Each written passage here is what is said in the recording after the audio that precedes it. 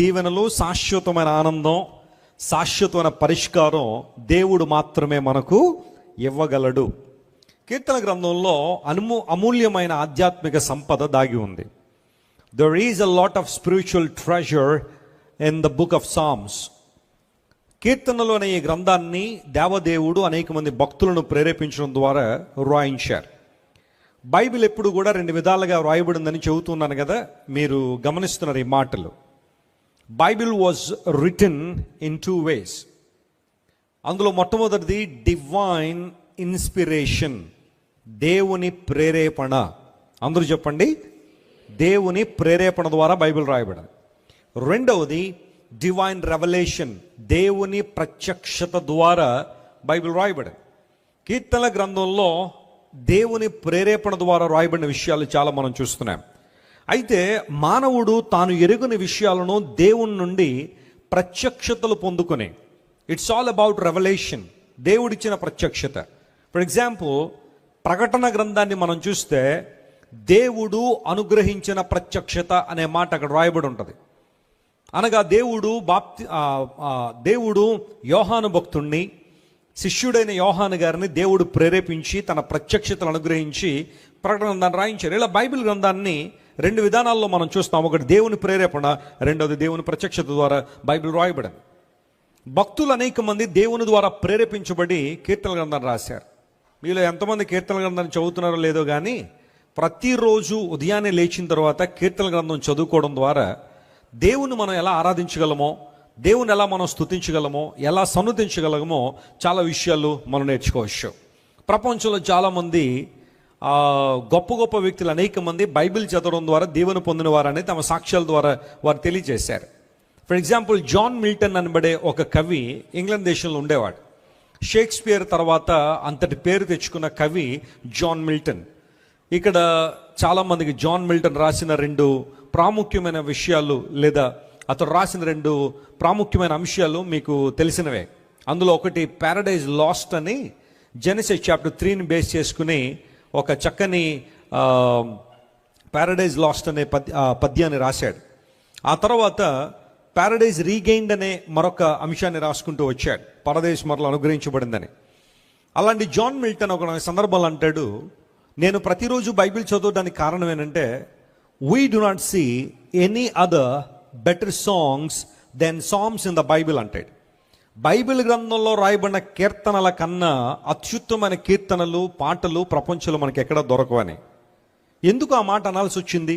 అంత గొప్ప కవి, ప్రపంచం పొగుడుతున్న కవి, బైబిల్ గ్రంథం దగ్గరికి వచ్చేసరికి బైబిల్లో రాయబడిన కీర్తనలు ఇంకా ప్రపంచంలో ఎక్కడ మనకు దొరకవు. ఎంత అద్భుతమైన శ్రేష్టమైన కీర్తనలను ఎందుకు చెప్పగలిగాడంటే, కీర్తనలు దేవుని ఆత్మ ద్వారా ప్రేరేపించబడిన దైవజనులు రాశారు. అయితే అందులో చాలా కీర్తనలు దావీదు భక్తుడు రాశారు, మిగతా కొంతమంది రాసుకుంటూ వచ్చారు. 2వ కీర్తన దగ్గరికి వచ్చేసరికి ఇందులో ఎంఫసిస్ చేయబడిన మాట ఏంటంటే, మీరు కుమారుని ముద్దు పెట్టుకొనుడి. అనగా ఈ లోకానికి కుమారుడుగా అనుగ్రహించబడిన యేసుక్రీస్తు ప్రభువును అంగీకరించాలనే మాట క్రీస్తు పూర్వం 1000వ సంవత్సరంలోనే ఈ కీర్తన గ్రంథంలో 2వ కీర్తనలో మనం చూస్తున్నాం. అయితే ఇప్పుడు మనం చదువుకున్న లేఖన భాగాల్లో, నన్ను అడుగుమో నేను జనములను నీకు స్వాస్యముగానో, భూమిని దిగంతముల వరకు సొత్తుగానో ఇచ్చేదను. నన్ను అడగండి, నేను మీకు ఇస్తాను అని వాగ్దానం చేసిన దేవుడు ఆయన. ఈ వాగ్దానం రాజకీయవేత్తలు చేస్తున్న వాగ్దానాలు లాంటివి కాదు, లేదా ప్రపంచ కుబేరులు చేస్తున్న వాగ్దానాలు లాంటివి కాదు. అడగండి మీకు ఇస్తాను అని దేవుడు వాగ్దానం చేశారు అంటే ఖచ్చితంగా దేవుడు తన వాగ్దానాన్ని నెరవేర్చే దేవుడు. అయితే దేవుని దగ్గరికి వచ్చినప్పుడు మనం ఎలా అడగాలి అన్న ప్రశ్నకు ఒక 3 విషయాలు నేను చెప్పిన తర్వాత నా అంశంలోకి వెళ్తాను, జాగ్రత్తగా గమనించండి. When God says ask me and how can we ask him, దేవుడు నన్ను అడగండి అని చెప్పాడంటే మనం ఎలా అడగాలి, ఎలా అడిగితే దేవుని మనం పొందుకుంటాం, ఎలా అడిగితే దేవుడు మనం అడిగిన వాటిని ఇస్తాడు. బహుశా ఇక్కడ కూర్చున్న మన అందరిలో కూడా చాలా అవసరాలు ఉన్నాయి. ఇన్ఫ్యాక్ట్ దేవుని దగ్గరికి వచ్చేది కూడా దేవుని సన్నిధిలో మనం ప్రార్థన చేసినప్పుడు దేవుడు మన ప్రార్థన ఆలకిస్తాడనే నమ్మకంతో, నిశ్చయంతో మనం వస్తున్నాం. కొంతమంది ఆరోగ్యం కోసం అడిగేవాళ్ళు ఉంటే, కొంతమంది ఆర్థిక సంబంధ ఇబ్బందుల్లో అడిగేవాళ్ళు కొంతమంది ఉన్నారు. కొంతమంది ఆధ్యాత్మికంగా అభివృద్ధి పొందాలని కోరుకునే వాళ్ళు కొంతమంది, మానసికంగా దృఢపరచబడాలని వారు కొంతమంది, సమస్యలను జయించాలని అడిగేవాళ్ళు కొంతమంది. No matter what the need that we have, we all come here to ask something. మనకున్న అవసరాలు ఒకవేళ మనిషికి వ్యత్యాసంగా ఉండొచ్చేమో కానీ మనందరం కూడా ఏదో ఒకటి దేవుని నుండి అడిగి పొందుకోవాలనే ఆశతోనే దేవుని సందుకు మనం వచ్చాం. అయితే దేవుణ్ణి ఎలా అడగాలి అన్న ప్రశ్నను మనం వేసుకుంటే 3 అంశాలు నేను చెప్పి ఆ భాగంలో మనం కొంచెం ముందుకెళ్దాం, గమనించండి. మొట్టమొదటిగా యాకోబు పత్రిక 4వ అధ్యాయము 3వ వచనం మనం చదువుతున్నాం. దేవుణ్ణి ఎలా అడగాలి అని ప్రశ్నించుకుంటే అక్కడ రాయబడిన మాట గమనించండి. మీరు అడిగినను మీ భోగముల నిమిత్తము వినియోగించుటకై. ఇక్కడ ఈ మాటను బట్టి పరిశుద్ధాత్మ దేవుడు మనకు నేర్పించే మొట్టమొదటి పాఠం ఏంటంటే, దేవుని దగ్గరికి వచ్చినప్పుడు మనం దురుద్దేశాలతో ఏం చేయకూడదు, అడగకూడదు. అంటే ఆ మాటను అర్థం చేసుకోవాలంటే మంచి ఉద్దేశాలతో అడిగితే దేవుని దగ్గర మన ప్రార్థనకి ఏముంది, జవాబు ఉంది. స్తోత్రం చెప్దాం, హల్లెలూయా. ఏ ఉద్దేశంతో అడగకూడదట, మనం దురుద్దేశాలతో అడగకూడదు. అందును బట్టే మీరు అడిగినను దురుద్దేశములతో మీ భోగముల నిమిత్తం అడుగుతున్నారు కనుక మీకేమీ దొరకట్లేదు అన్నాడు. ఇప్పుడు ప్రపంచంలో చాలామంది దేవుణ్ణి అడిగే వాళ్ళు ఉన్నారు. ప్రతి ఒక్కరూ మంచి ఉద్దేశంతోనే అడుగుతున్నారా అంటే చాలామంది మంచి ఉద్దేశాలతో అడిగే వాళ్ళు కనబట్టలేదు. దురుద్దేశం ఏదో ఉందో లోపల, ఏదో రకమైన పాప సంబంధమైన క్రియలు చేయాలని, పాప సంబంధంగా ఆనందించాలని అడిగే వాళ్ళు కొంతమంది ఉంటారు. అలాంటి వారి ప్రార్థనలకు జవాబు రాదు. అలాంటి ప్రార్థనలు కూడా మనం చేయడానికి దేవుడు అనుమతించలేడు. నువ్వు అడిగింది సరిగ్గా అడుగు, నీకు ఏది కావాలో అది అడుగు, ఏది అవసరమో అది అడుగు. నీ ఆధ్యాత్మిక స్థితి డెవలప్ అవునట్లుగా, నీ ఆధ్యాత్మిక స్థితి ఉన్నతమైన స్థితిలోకి వచ్చినట్లుగా నువ్వు అడగాలి, కానీ దురుద్దేశాలతో అడగడానికి వీలు లేదు అని బైబిల్ చాలా స్పష్టంగా తెలియజేస్తూ ఉంది. ఆత్మీయ తండ్రి గారు చాలా చక్కని ఉపమానాలు చెబుతూ ఉంటారు. ఒకసారి ఒక యవనస్తుడు ఇలా ప్రార్థన చేస్తున్నాడు దేవుని సందుకు వచ్చి, ప్రభువా నేను దొంగతనంకు వెళుతున్నాను, దొరికినచో నీకు దశంభాగం ఇచ్చుకుందునని ప్రార్థన చేశాడట. నువ్వు వెళ్తాను దొంగతనానికి, ప్రార్థన చేశాడట దానికి, నేను దొంగతనానికి వెళుతున్నాను ప్రభువా నువ్వు నాకేం చేయాలా, సహాయం చేయాలని. సరే వెళ్ళాడు, ఏదో తన చేతి వాటాన్ని బట్టి ఏదో దొరికింది. మధ్యరాత్రి పట్టుకుని వచ్చాడట దేవుని సన్నిధిలోని, దేవుని మందిరానికి వచ్చాడట. పాస్టర్ గారు అప్పుడే ఎక్కడో మీటింగ్కి వెళ్ళి వచ్చి వాకింగ్ చెప్పి బాగా అలిసిపోయి నిద్రపోదామని చెప్పి ఆయన పడుకున్న సమయంలో గట్టి కొడుతున్నాడు డోరు. ఎవరు వచ్చిందని చూస్తే తలదించుకుని, అయ్యగారు కానుక తీసుకోండి అన్నాడు. కానుక ఇప్పుడైతే ఆదివారం అవ్వచ్చు కదా, నువ్వు దేవుని మందిరానికి వచ్చి ఏంటి సంగతి, అసలు ఎవరో తల పైకెత్తంటే అప్పుడు పైకెత్తి చూపించాడు ఈ వ్యక్తి. అయ్యగారు నాకు దొరికిన దానిలో దశంభాగం ఇద్దాం అనుకున్నాడు, తీసుకోండి అన్నాడట. అక్కర్లేదు బాబు, నీ దశంభాగం అక్కర్లా, నువ్వు ఇచ్చి ఆ కానుక అక్కర్లా. నీ జీవితం మారాలని దేవుడు ఆశిస్తున్నాడు, నీ బ్రతుకు మారాలని దేవుడు కోరుకుంటున్నాడు. క్రైస్తవ్యంలో ఈ ఫెసిలిటీ లేదు. నువ్వు చేసిన పాపాలను పుణ్యంతో కప్పేసే ఫెసిలిటీ ఇక్కడ లేదు. నీ హృదయాన్ని దేవుడు ఆశిస్తున్నాడు. నీ బ్రతుకు మారితే దేవుడు ఆనందిస్తాడు. ఒక్క పాపి విషయంలో దేవుడు ఏం చేస్తాడట, రక్షణ పొందినప్పుడు ఆనందించువాడు ఆయన. అందులో నీ బ్రతుకు దేవునికి ఈ బాబు అక్కర్లేదని చెప్పి పంపించేశాడు. ఎందుకు మాట చెబుతున్నాను తెలుసా? కొంతమంది పరీక్షలు రాసేటప్పుడు, ప్రభువా పరీక్ష రాస్తున్నాను, కొంచెం అందరూ నాకు ఏం చేయాలా, సహాయం చేసేయాలి. సహాయం అంటే అర్థం ఏంటనమాట, ఒక్కొక్కళ్ళు ఒక పేపర్ ఇచ్చేస్తూ ఉండాలి అమ్మగారికి. అవి చూసేసి రాసేసి థ్యాంక్ గాడ్ దేవుడు నాకు చాలా సహాయం చేశాడు, అదే ఆ దేవుడు సహాయం చేశాడు. కొంతమంది స్లిప్పులు పెడతా ఉంటారు పరీక్షలు రాసేటప్పుడు. ఇప్పుడు స్టార్ట్ అవుతున్నప్పుడు మార్చి నెలలో ఫుల్ ఎగ్జామ్స్. కొంతమంది పరీక్షల్లో ఏ ప్రశ్నకు ఏ సమాధానం రాయాలా అని ఆలోచన చేసి చదివాళ్ళు కొంతమంది ఏ ప్రశ్నకు ఆన్సర్ ఎలా స్లిప్ పెట్టాలని చూసేవాళ్ళు కొంతమంది. ఓ పాస్టర్ గారు అబ్బాయి ఉన్నాడు, పేరు చెప్పను కానీ ఆయన కూడా ఇంతేనట. ఎగ్జామ్ రాసేటప్పుడు స్లిప్పులు పట్టుకెళ్ళిపోయాడట. పట్టుకెళ్ళి సిన్సియర్గా ప్రార్థించాడు, ప్రభువా నీ దైవశూరుని కుమారుడు ప్రభువా, నేను స్లిప్ తెచ్చాను, నేను ఎవరికి దొరకకుండా నువ్వేం చేయ ప్రభువా, సహాయం చేయమని ప్రార్థన చేసేవాడట. అదేంటో అలా ప్రార్థన చేసే రోజునే దొరికేసేవాడట, పట్టేసుకునేవారట. అలాంటివా నువ్వు చేయాల్సిన పని? కొంతమంది ట్రైన్లో టికెట్లు కొనకుండా ఎక్కేసి, ప్రభా టీసీ గారు రాకుండా సహాయం చేయ ప్రభా. బస్సులో టికెట్లు కొనకుండా ఎక్కేసి వాళ్ళు చూడకూడదు వీళ్ళు చూడకూడదు అనుకునే పరిస్థితుల్లో కొంతమంది ఉంటారు. ఇప్పుడు తెలంగాణలో అందరికీ ఫ్రీ అనుకోండి స్త్రీలకి, ఇప్పుడు ఆ బాధలన్నీ పోయినాయి స్త్రీలకి. దురుద్దేశాలతో అడిగే ఏ వ్యక్తి కూడా దేవుని నుండి పొందుకోడు అని బైబిల్ సెలవిచ్చింది. ఎందుకోసం? మీరు మీ భోగల నిమిత్తం అడుగుతున్నారు, పాపేక్షలు నెరవేర్చుకోవడానికి అడుగుతున్నావేమో. నీ శరీర ఆశలు, నేత్రాశలు, జీవపు డంబాన్ని నెరవేర్చుకోవడానికి దేవుని సహాయాన్ని కోరుకుంటున్నావా? God will never help you in that. దేవుడు ఎప్పుడు నీకు ఆ విషయంలో సహాయం చేయడు. ఒక మంచి విషయం అడుగు దేవుణ్ణి. నీవు ఆధ్యాత్మికంగా అభివృద్ధి పొందడానికి వీలుగున్నట్లుగా, ప్రభువా నేను విశ్వాసంలో అభివృద్ధి పొందాలని కోరుతున్నానయ్యా, నేను ప్రేమలో అభివృద్ధి పొందాలని కోరుతున్నాను, నీ కాడిని మోయడానికి కావాల్సిన శక్తి నాకు దయచేయండి, నీ కొరకు నిలబడడానికి కావాల్సిన సామర్థ్యం నాకు ఇవ్వండి అయ్యా, పరిశుద్ధతలో ఎదగడానికి కావాల్సిన కృప దయచేయండి ప్రభువా, సంఘ క్షేమాభివృద్ధి కొరకు పాటుపడే కృప నాకు దయచేయండి అయ్యా, నీ రాజ్య విస్తరణలో నా సామర్థ్యాన్ని వినియోగించినట్లుగా నాకు అవకాశాలు దయచేయండి ప్రభువా. ఇలాంటి ప్రార్థనలు చేద్దాం దేవుని సందుకు వచ్చి. దేవుడు ఖచ్చితంగా ఆ ప్రార్థనకి ఏమిస్తాడు? ఆయన జవాబిస్తాడు. దురుద్దేశాలతో అడగకూడదు. నన్ను అడుగుమో ఇచ్చేదను అని దేవుడు వాగ్దానం చేస్తే ఏమిస్తాడు అనగా, దురుద్దేశాలతో అడిగేవారు పొందుకోరు, మంచి ఉద్దేశాలతో అడిగేవారు దేవుని నుండి పొందుకుంటారని బైబిల్ సెలవిచ్చింది. రెండో మాట దగ్గరికి వస్తే, ఎఫెసీయులకు రాసిన పత్రిక 3వ అధ్యాయం 20వ వచనం మనం చదివితే ఒక చక్కని మాట అక్కడ రాయబడింది. Ephesians chapter 3 and verse 20. కార్యసాధకమైన, మనలో కార్యసాధకమైన తన శక్తి చొప్పున, ఎవరి శక్తి చొప్పున? తన శక్తి చొప్పున మనము అడుగు వాటన్నిటికంటేనో ఊహించు వాటన్నిటికంటేనో అత్యధికముగా చేయగల శక్తి గల దేవునికి క్రీస్తు యేసు మూలముగా. చాలండి, ఇక్కడ రాయబడిన మాట తన శక్తి చొప్పున మనం అడుగు వాటన్నిటికంటేనో ఊహించు వాటన్నిటికంటేనో అత్యధికంగా చేయగల దేవుడు. రెండో మాట చెబుతాను, దేవుని శక్తిని గ్రహించి మనం అడగాలి. Praise the lord. ఎవరి శక్తిని గ్రహించి అడగాల? ఇప్పుడు ఫర్ ఎగ్జాంపుల్ బిల్ గేట్స్ గారు మీ ఇంటికి వచ్చారు అనుకోండి.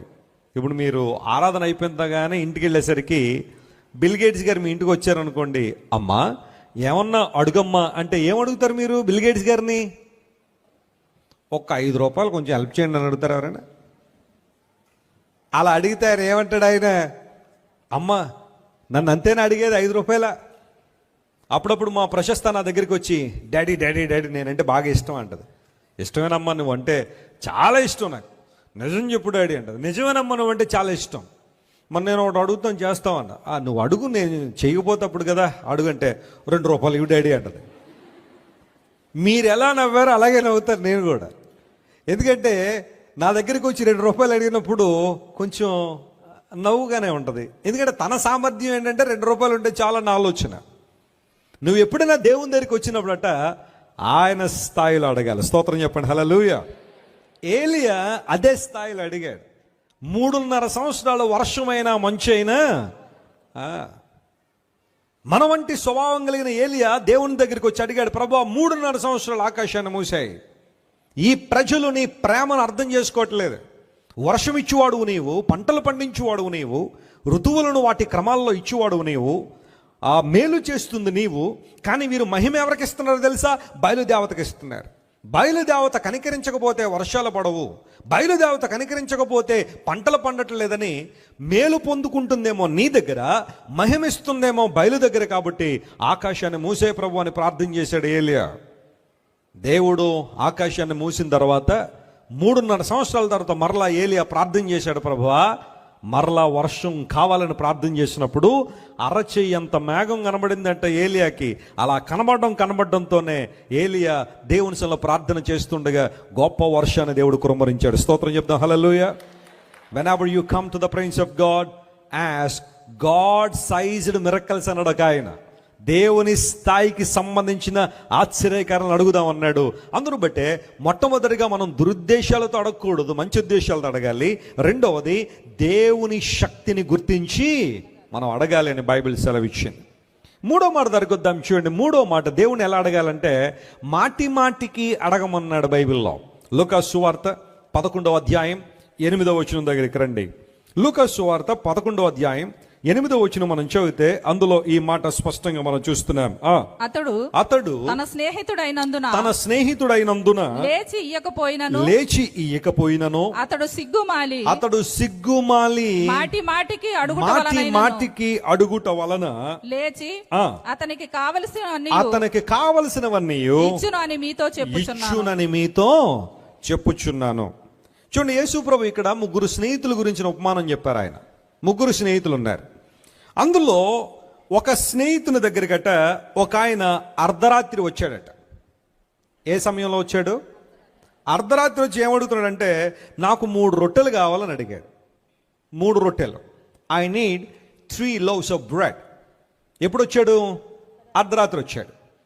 ఇప్పుడు అర్ధరాత్రి వచ్చి అడిగాడు కాబట్టి ఆ స్నేహితుడు ప్రయాణ మార్గంలో వచ్చి ఉన్నాడు, అతని దగ్గర ఏమీ లేదని చెప్పిన ఎడల అతడు మాటికి అడగడం వలన అతను పొందుకున్నాడని. ఈ 3 స్నేహితుల యొక్క ఉపమానం ఎలా ఉండదంటే, ఒక ఆయన వచ్చి ఒక స్నేహితుడిని అడుగుతాడు, అతని దగ్గర లేవు కాబట్టి అతడు మరొక స్నేహితుని దగ్గరికి వచ్చి అడుగుతాడు, నాకు స్నేహితుడు వచ్చాడు రొట్టెలు కావాలని. ఈ ఫైనల్గా అడగబడుతున్న ఆ వ్యక్తి తన ఇంటిలో పిల్లలు నిద్రపోతున్నారు, అది సమయం కాదని తెలిసినప్పటికీ కూడా ఆ ఎదుట నిలబడిన వ్యక్తి మాటికి అడగడం వలన అతను కావలసినవన్నీ ఏం చేశారట, ఇచ్చి పంపించాడని. ఏ కాంటెక్స్ట్లో యేసుప్రభు ఈ మాట చెప్పారు అంటే, ఆ ఉపమానం చెప్పగానే యేసుప్రభు వాడిన మాట ఏంటో తెలుసా? ఆ క్రింద వచ్చిన చదువుతున్నాం ఇప్పుడు చూడండి, లూకాసు సువార్త 11:9. అటువలే మీరును అడుగుడి. అది ఆ మాట అండర్లైన్ చేసుకోండి. ఎటువలే అడగాలి మీరు కూడా, అటువలే. ఇప్పుడు అటువలే అడగండి అంటే ఎటువలే అని ప్రశ్నించుకుంటే ఆ పైన ఉంది సిగ్గుమాలి మాటికి ఏం చేశాడట, అడిగాడట. అలాంటి అనుభవం మనలో ఉందా? ప్రార్థనలో కన్సిస్టెన్సీ ఉందా మనలో? మాటికి అడగగలుగుతున్నామా దేవుని దగ్గరికి వచ్చి? కొంతమంది ఒకసారి అడిగేసి ఇంకా అడిగేసి నేను దులుపుకుని వెళ్ళిపోయే వాళ్ళు చాలామంది ఉన్నారు. అలా కాదట. మత్తయి సువార్త 7:7 మాట ఉంటుంది, మనందరికి తెలుసు కదా, అడుగుడి మీకు ఇయ్యబడును. చెప్పాలి గట్టిగా, అందరూ చెప్పాలి. అడుగుడి మీకు, ఇయ్యబడును. వెదకుడి మీకు, తట్టుడి మీకు. వాస్తవానికి మూల భాషలో రాయబడిన మాట ఎలా ఉంటుంది తెలుసా? అడుగుడి మీకు ఇయ్యబడునని ఆ డైరెక్ట్ వర్డ్ తెలుగులో రాశారు, కానీ మూల భాషలో పొందేంత వరకు అడగండి అన్నాడు. Praise the lord. ఎప్పుడు దాకా అడగాలట? పొందేంత వరకు అడగాలి. ఒక ఆశీర్వాదం కోసం పోరాడుతున్నప్పుడు దేవుని సన్నిధిలో పొందేంత వరకు అడగమని దేవుని వాక్యంలో రాయబడింది. అటువలే మీరు కూడా అడగండి, మాటికి అడగండి. ఒకవేళ మాటికి మనుషులను అడిగితే వాళ్ళు ఇబ్బంది పడతారేమో, లేదా నేను తక్కువగా చూస్తారేమో, కానీ దేవుడు అలాంటి వాడు కాదు. మాటికి అడగడం ద్వారా దేవుడు మనకు సహాయం చేసే దేవుడు ఆయన. ఆ స్నేహితుడు తన బిడ్డలతో నిద్రిస్తున్న ఆ సమయంలో స్నేహితుడు మాటికి అడిగాడని చెప్పి లేచి తనకు కావాల్సిన ఇచ్చాడు. ఒక ఆర్డినరీ ఫ్రెండ్, ఒక సామాన్య స్నేహితుడే తన ఎదురుగా నిలబడిన తన స్నేహితుని కోసం ఆ టైంలో వచ్చినప్పటికీ కూడా అంత సహాయం చేయగలిగితే మన దేవుడు ప్రాణం ఇచ్చే స్నేహితుడు. దేవుడు నామమున స్తోత్రం కలుగును గాక. మన కోసం ప్రాణం పెట్టిన మంచి మిత్రుడు ఆయన. మాటికి అడగడం ద్వారా దేవుడు మనకు మేలు చేస్తాడు. ఇప్పుడు అడగమన్నాడు కదా, ఎలా అడగాలి? ఫస్ట్ పాయింట్ చెప్పాను కదా, మనం దురుద్దేశాలతో ఏం చేయకూడదు, ఆయన్ని అడగకూడదు, మంచి ఉద్దేశాలతో అడగాలి. రెండవది, దేవుని శక్తిని గ్రహించి అడగాలి. అప్పుడు అడుగు వాటన్నిటికంటే, ఊహించు వాటన్నిటికంటే అత్యధికంగా చేయగలిగే సామర్థ్యం దేవునికి ఉంది. మూడవది, సిగ్గుమాలి మాటికి ఏం చేయాలట,